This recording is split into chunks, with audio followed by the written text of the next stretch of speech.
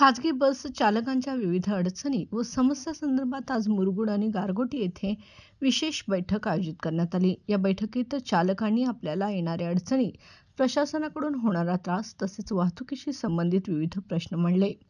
या चर्चेदरम्यान महाराष्ट्र नवनिर्माण वाहतूक सेनेचे राज्य उपाध्यक्ष राजूदादा जाधव आणि राधानगरी तालुकाध्यक्ष राहुलदादा कुंभार यांनी चालकांचे प्रश्न गांभीर्याने ऐकले व लवकरच कोल्हापूर येथे मोठी बैठक घेऊन या समस्यांचे त्वरित समाधान करण्याचे आश्वासन दिले.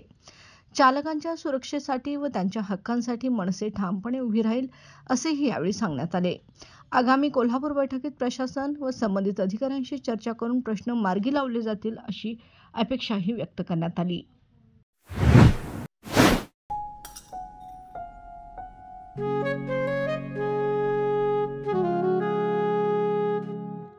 बाबा, आज येताना बासुंदी घेऊन या ना.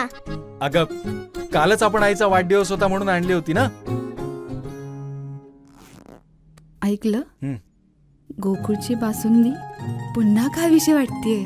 खरं सांगू, मलाही खावीशी वाटतेय.